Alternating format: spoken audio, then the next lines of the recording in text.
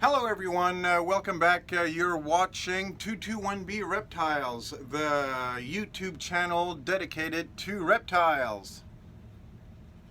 Okay, today I'm gonna answer a few questions and I'm also going to do a book review. So let's start. Questions. Someone asked, do you have any baby Argus monitors available?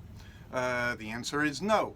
I stopped doing Argus monitors a little while back, so there you go. No more Argus monitors right now. Second question was, do you have any baby Uromastyx available this year? The answer is no, again. Last year was a good season. We had a few clutches of Uromastyx. This year we didn't have any clutches, so we'll have to wait for next year. Next question, why do you speak weird? So that's a very recurring question. Someone asked, literally, why do you speak weird? So I speak weird because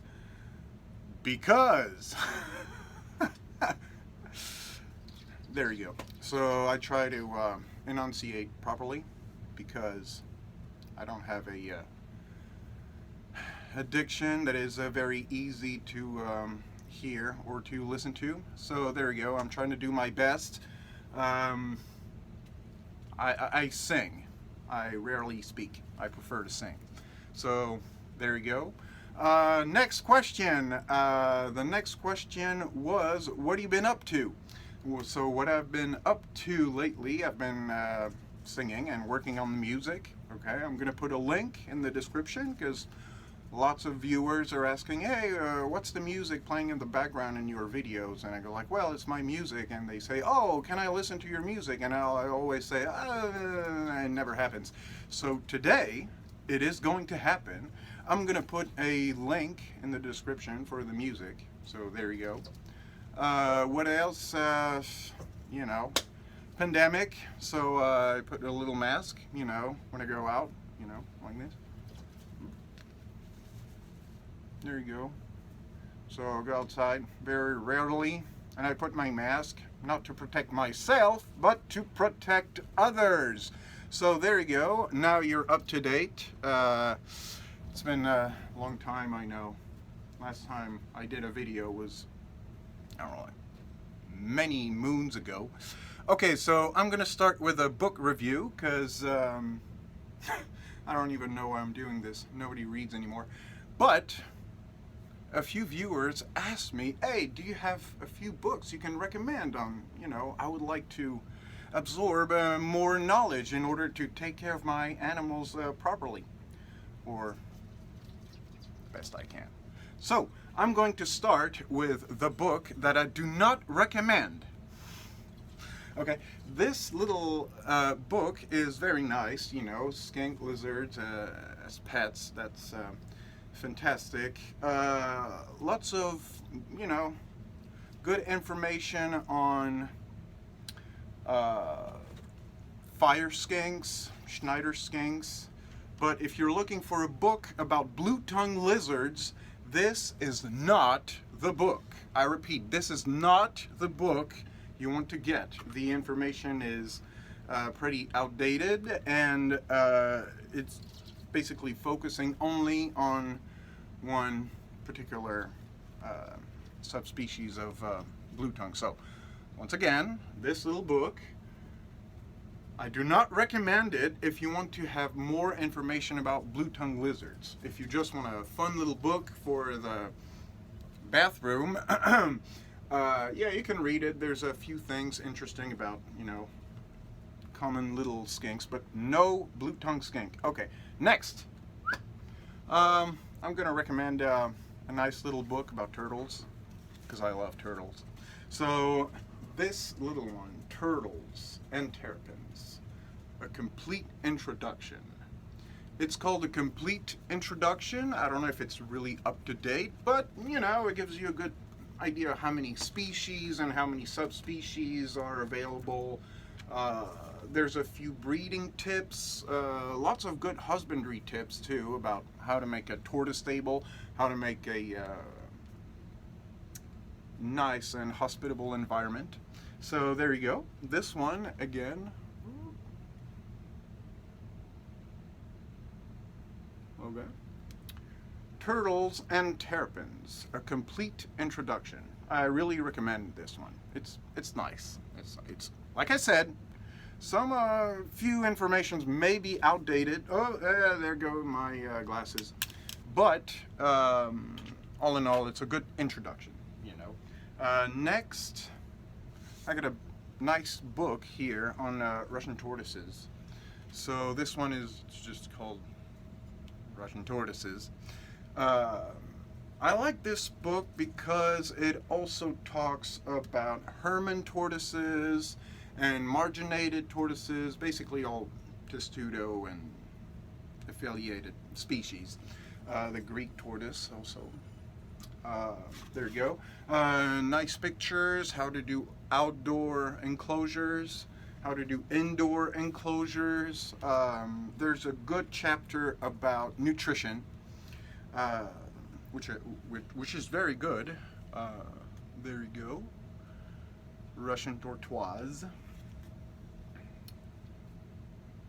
And what year is this?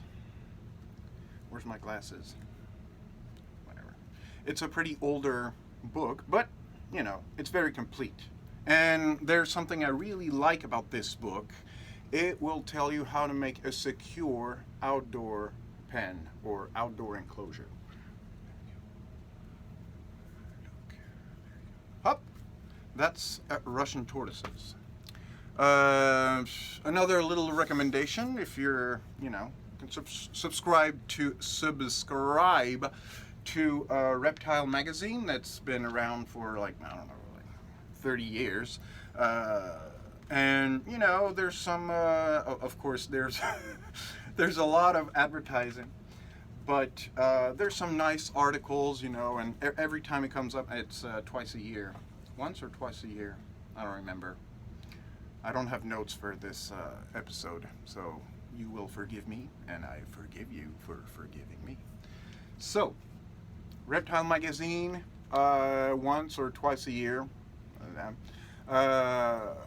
Most of the information is up to date. You've got professional approach, you've got hobbyist approach. I mean, it's not super incredible, because I know a lot of viewers will say, yeah, but what about this article and what about this one? But yeah, but wait a minute. This is just a magazine, okay? This is just relative, you know, information. Oh, something is dripping over there.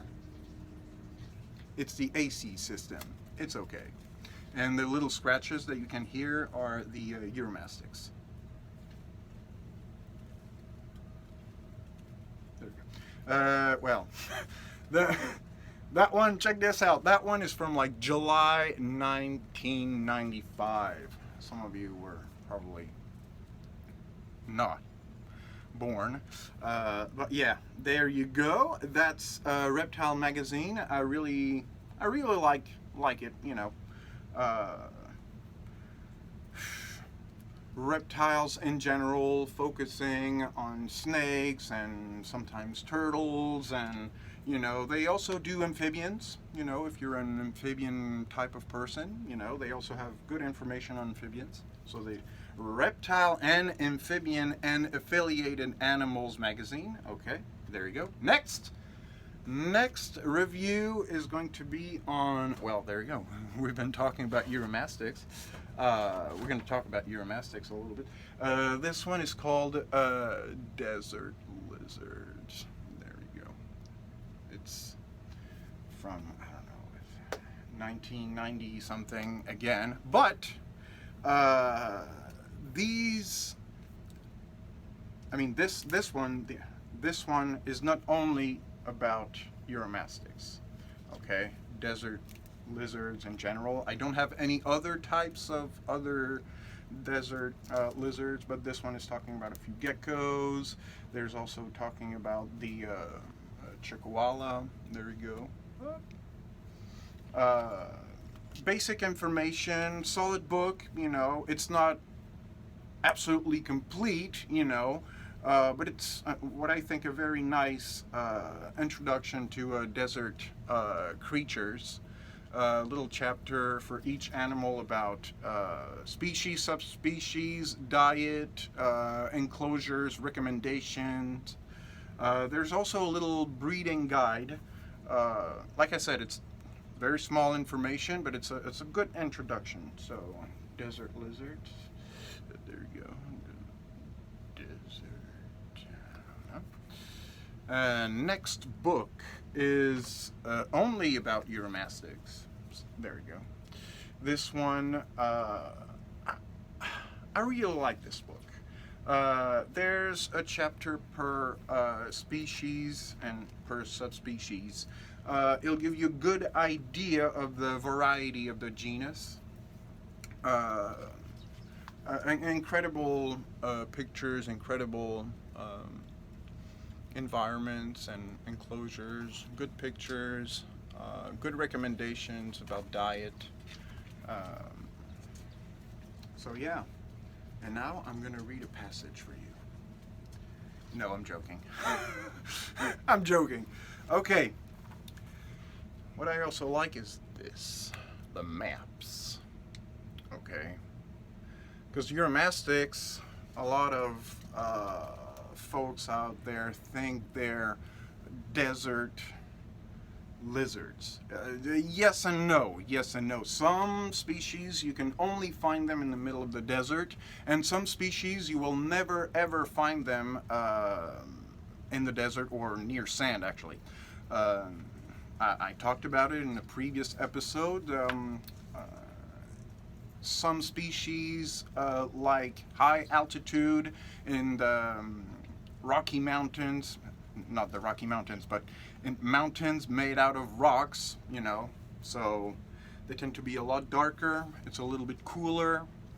Other species are much smaller, and like I said, they do live in the desert.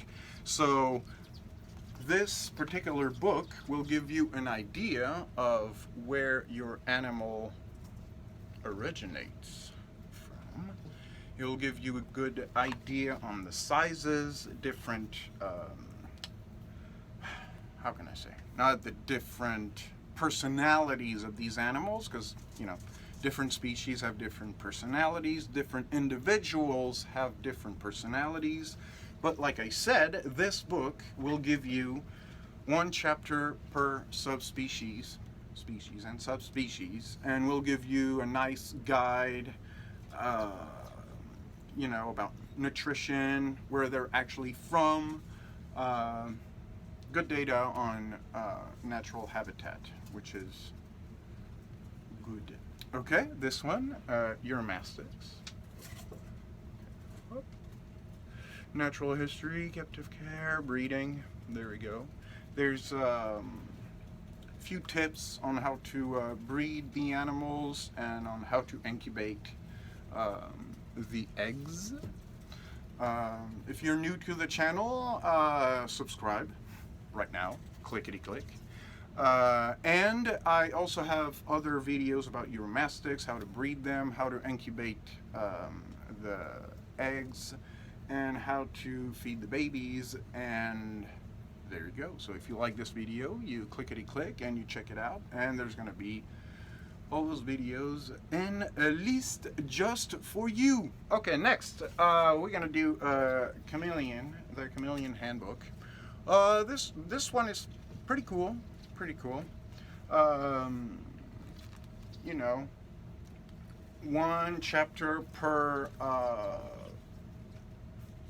not subspecies, but per type of chameleons, because there's many species. There are many species, many subspecies, and this particular book is grouping the chameleons per types. So, for example, if you're looking for, I don't know, like the Jackson's chameleon, you're going to research in the forest or mountain type of chameleons. If you're looking for information on the panther chameleon, if you're looking for information on these beautiful creatures, you're probably going to search in where is it? Madagascar and temperate species part, whatever. Really complete guide on chameleons, how to feed them. Not really complete. Whoa, wait a minute, back it up. It's a good introduction. It's not super complete, but it's a good introduction. I like it. Gives you also information about breeding and nutrition, how to reproduce your own little feeders. It's nice. It's nice, affordable book with good info on this. And there you go. Okay, more chameleons. Okay, this one is just called Chameleons, a complete pet owner's manual.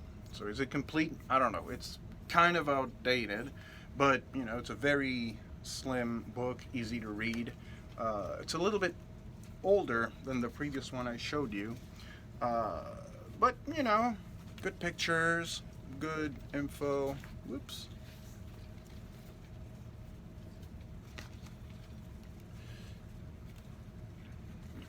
Gives you also all sorts of information on how to breed them, how to incubate the eggs. I like that each book will show you a different technique. There's not one technique per animal, per owner. One technique per animal for owner. You get the idea. So each book, one method, or sometimes they have multiple methods, but this one is focused on just a few methods, so that way they kept the information really compact and easy to read. This like I said, this book is also from what, 90 something, so some information may have changed. Some animals have been discovered since, but like I said, it's just a book review. It's just between you and me. We're just having fun. Boo bam, hup hup, and there you show the book. There we go. Now the next book I have for you is also on. Where is it? There it is. It's also about chameleons. Now this book is super complete. Okay, big book. This one is pretty recent, actually. We got it when it came out. It was made available in I don't know, and you probably don't care what year it is, but there you go. That's if you're looking for a complete guide book, a complete book about chameleons. I think this is the one. Okay, Chameleons of Africa. There are amazing pictures. Yeah, I start with the pictures because most folks, they open the book and say, "Oh, where are the pictures? I want to see pictures." So there you go. Hup, there are pictures. Amazing pictures. Complete data on new species. It's really nice because some of these pictures represent animals that have just been discovered. I don't have any name right now in mind, but there you go. This one is go. So now we just talked about the pictures because everyone, they want to see the pictures, but for those of you who like to read also, I like this book because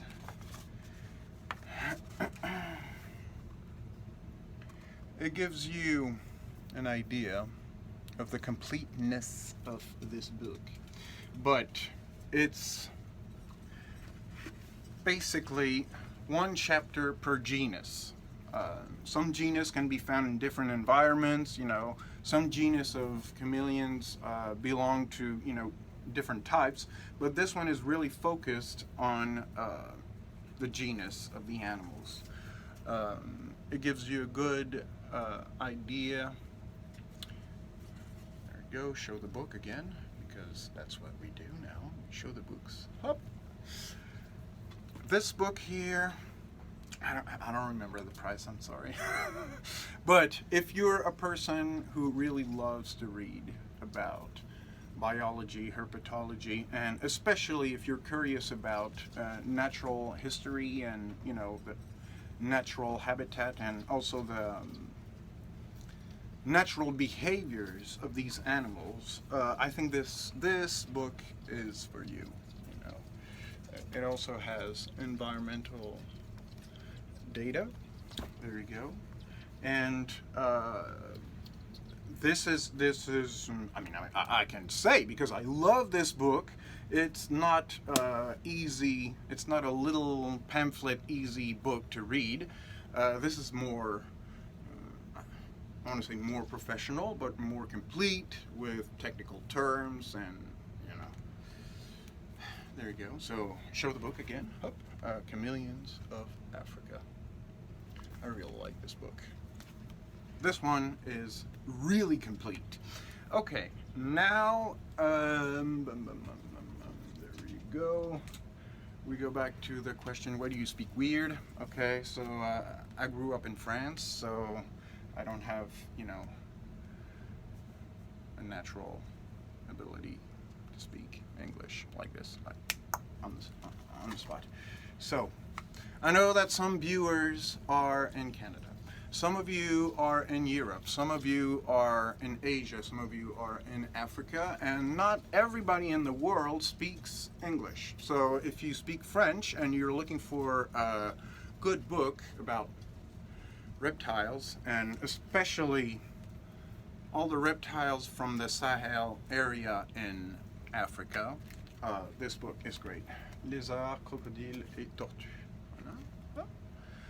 There's some good information about, you know, the Senegal chameleon, we've got some Nigroventris uromastyx. Also, there's a good chapter about savanna monitors. This is really nice. So if you too like to read the books in the French, okay. Lézards, crocodiles et tortues d'Afrique occidentale et du Sahara. Voilà. Bon. I had to do it because it's a nice book. I know some French speakers don't really like this book, but I really like it. You know, little passage about species and stuff. Very interesting. Now, what else do we have? Boom, boom, boom. Let me see all the books. Okay. Now I'm going to talk about the books about monitors. So this one, you know, Natural History of Monitor Lizards. You know, it's a pretty book. You know, let's say it now. You know, it's a pretty book. It's not really up to date. You know, but it's got, you know, a good variety of species shown in this book. It's got, you know, a little, yeah, let's say it that way. There's a little chapter about the species, each species and subspecies. There's a little chapter about natural history and a tiny introduction to monitors as pets, but it's, you know, it's a nice little book. I would recommend it for someone who is tired of what I call the pamphlet books with outdated information, but for someone who actually is not really ready to dig into the big, heavy, professional biologist books and literature. So this one, like I said, it's a good step up from the, you know, internet and little pamphlet books. There's also something that I really like in this book is the geographic repartition of the animals. So, for example, as you can see here, we've got two species living on the same continent, and you've got areas where the species overlap, so that way it gives you, a good idea of, how far and how close these animals live. So what do we have also?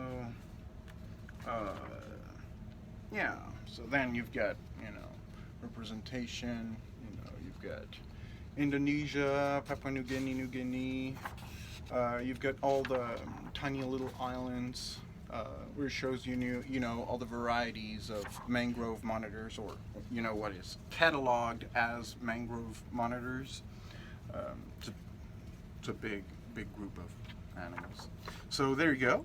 This one, again, there's a tiny little chapter about,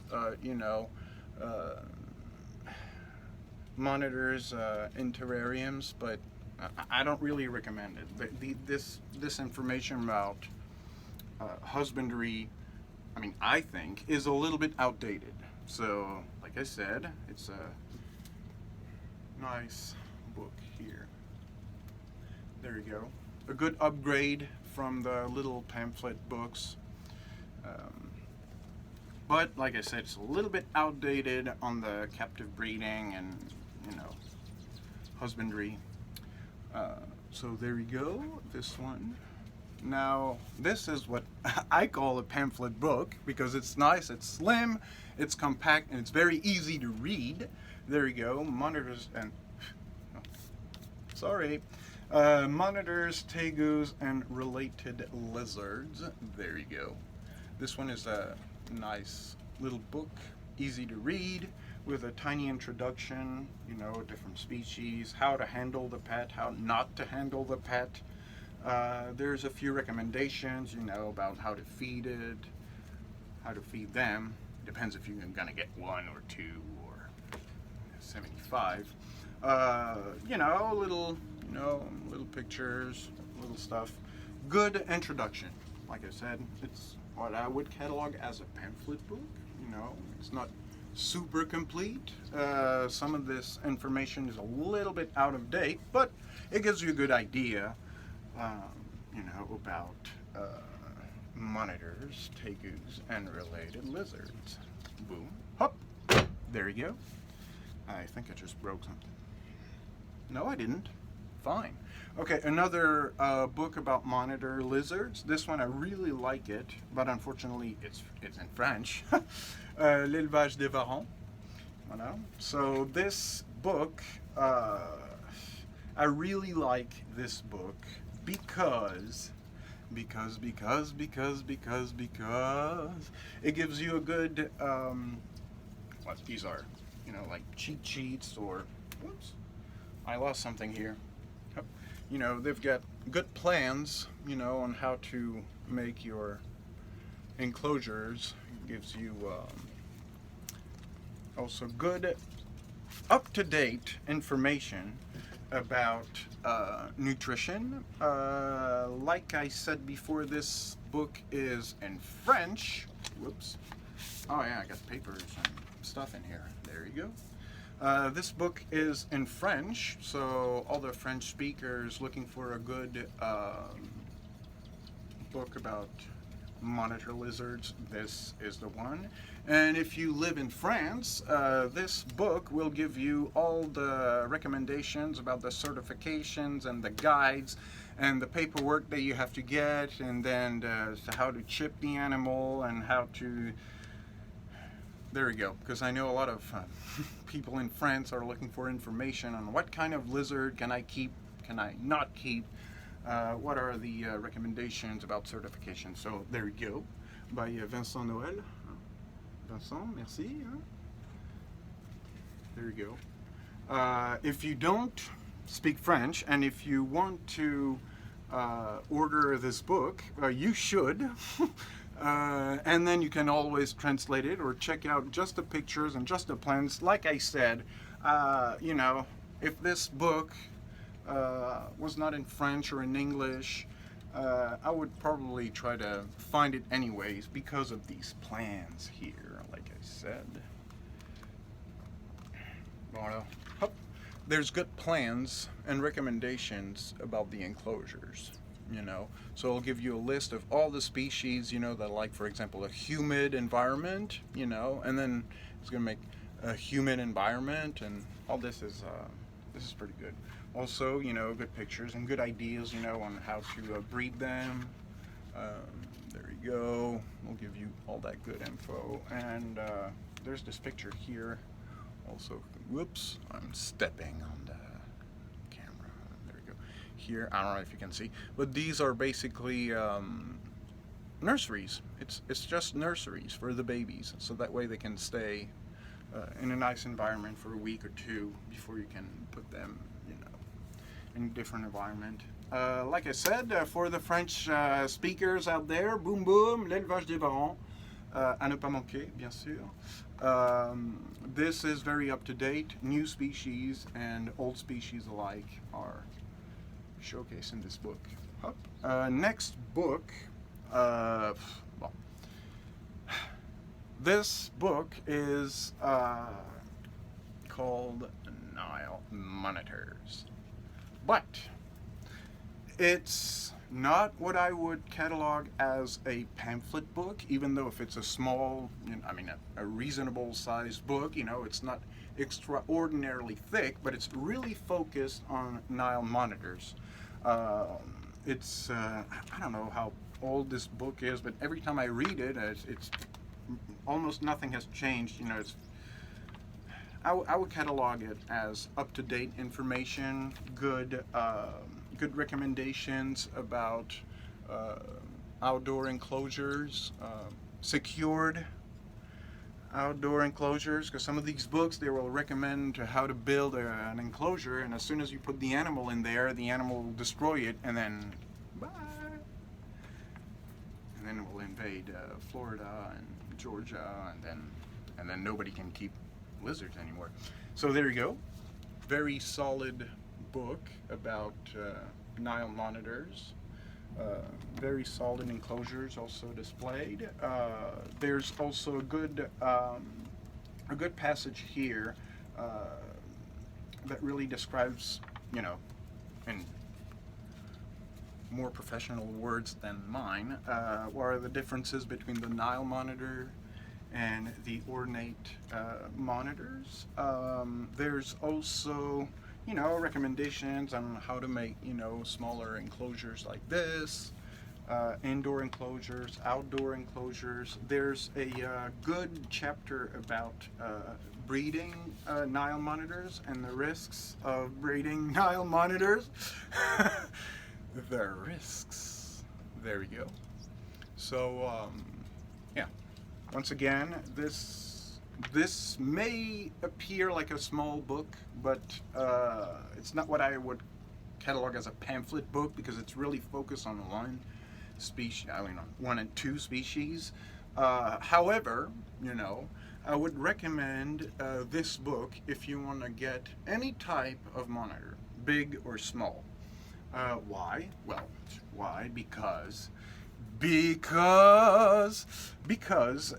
this book is really first-hand experience, you know. Even if you get, like, you know, a small dwarf species of monitor, you know, you may just want to get this book just to study the entire passage about diet, you know. Here it's, you know, talking about how to breed your own little feeders, gives you good advice on, you know, what sorts of, you know, supplements are needed and what sort of supplements are not needed. Yeah, like I said, you know, it's based on, you know, personal experience. There's a solid introduction about, you know, the natural environment of these animals. Yeah, so there you go. Hup. Nile monitors. Also good for ornate Nile monitors. There you go. Boom.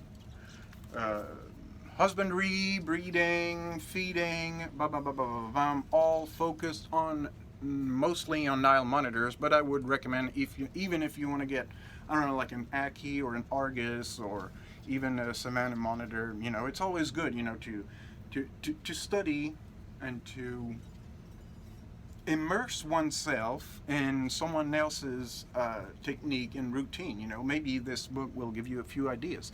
Maybe not. Boom, boom. We'll see. Haha. Again, this was Nile monitors. Boom. If you like the video, you like the video. If you don't like the video, you do exactly what you want to do, you know. Always free. This one, oh, this one has a dust jacket. I don't have the dust jacket. This one is Varanoid Lizards of the World, by Pianka and King. This is one of the most complete books you will find about monitor lizards. It's how many writers contributed?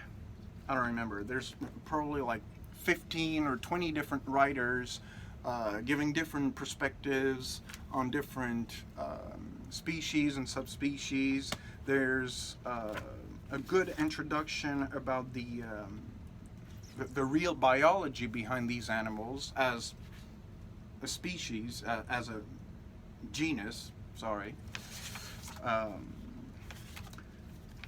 Let's see, I don't remember the date. See? I don't have notes today.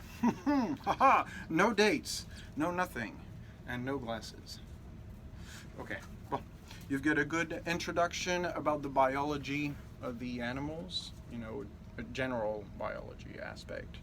Then you have basically one chapter per species, per writer or author or contributor, whatever. Almost anybody who's anybody in the monitor lizard world is going to be represented in this book. Okay, you've got Pianka, King, Bennett. You've got everybody. Everybody's in there. So there we go. I'm sorry, I don't have the dust jacket to show you the cover of the book. Can you see? Kind of Pianka and King. Paranoid Lizards of the World. Okay, so this is a little more complex to read. This is not easy reading. I mean, unless you're real biology fan like I am, I could read these things all day, every day. But it's, you know, so some of the viewers, you know, a little bit younger and may not appreciate the technical terms in this book. But if you want to learn about all the technical terms, most of them are in there, you know. Very interesting, you know. Like I said, different approaches, different authors, different contributors, extraordinary pictures, you know. I mean, like I said, anybody who's anybody in the reptile world, you know, is represented in this book. Like I said, who's in there? The Pianka, King, Lamb, Dennett, yeah, Brown, Sweet, Super. Okay. Now, what's very interesting is that, like I said, each chapter is dedicated to a particular species, and each writer has his own, well, each contributor, sorry, has his own approach about, you know, the chapter and the species. Some of these parts here have recommendations about, you know, reproduction in captivity. There's also all sorts of notes about reproduction in the natural environment, so, you know, to give you an idea of how hard it is to be a monitor lizard in the wild, you know, just to give you an idea. Well, this book will probably give you an idea, you know, because life in a terrarium may seem dull, but it's relatively safe compared to the world, especially right now. I'm laughing, but it's not funny. The world is going upside down right now. So, I'm just doing a little book review just for you. I'm a nice guy.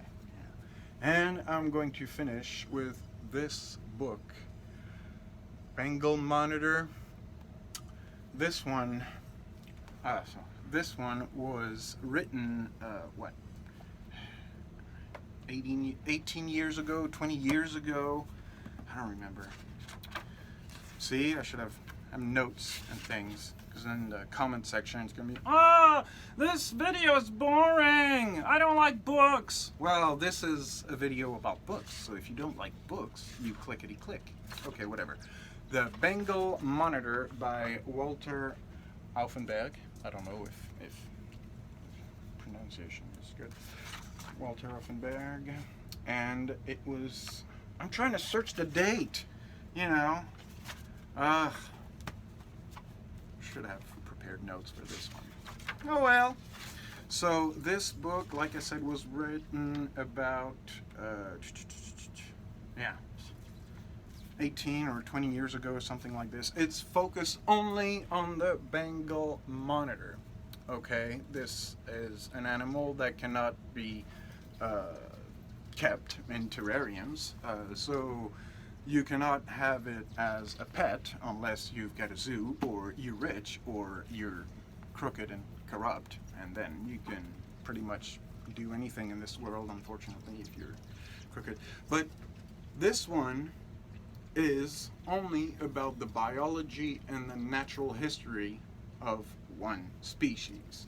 Okay, gives you a good idea on how much you can say about just one animal.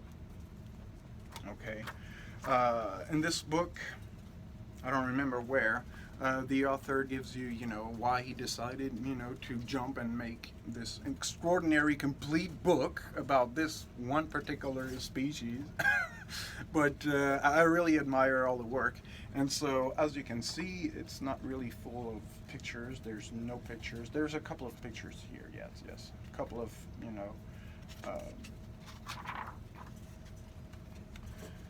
indications like this. Gives you a good and complete idea about what these Bengal monitors go through in the wild.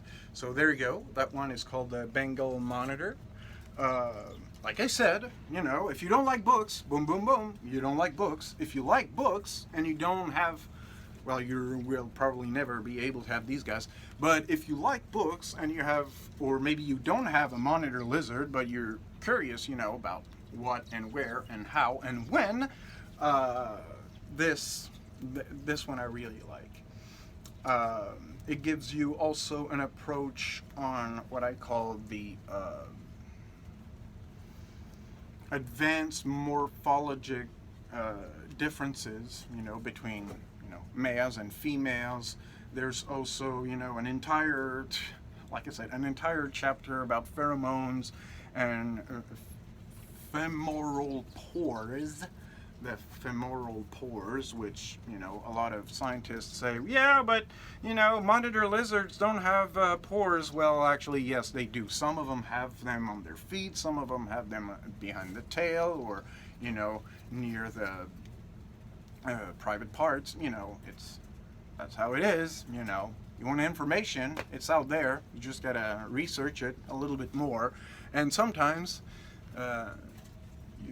you get to know a book like this one, full of good ideas on how to observe the animals, on how to make notes at different time of the day, different seasons.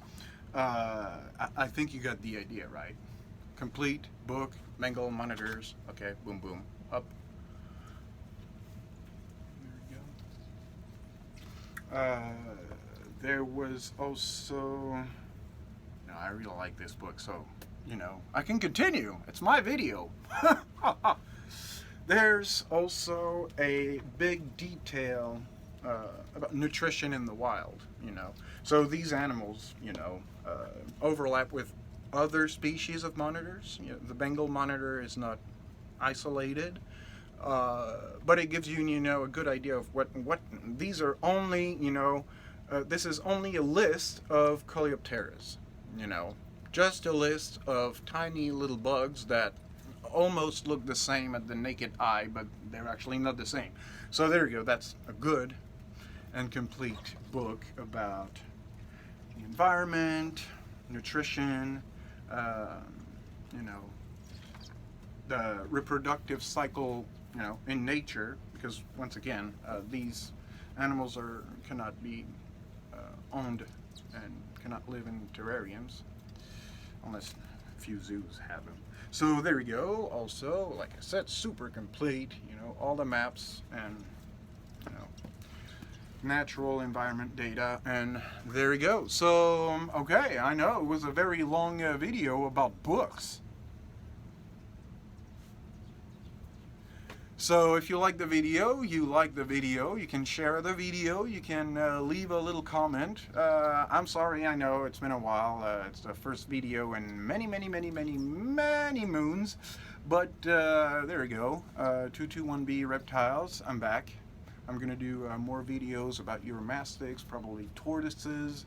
I'm thinking maybe I'll show you how to do an outdoor pen for Herman tortoises or Russian tortoises, and feel free also, you can leave in the comment section. Oh, there's water again. That's the AC system dripping again. You can leave in the comment section, recommendations about, for future episodes, or, you know where to send the hate mail and everything. So there you go. Have a good one. This is 221B Reptiles. I'm Marty, and I promise this time I'm going to put in the description of this video a link to the music, to the Marty Stone music. So there you go. I hope to see you very soon for another episode of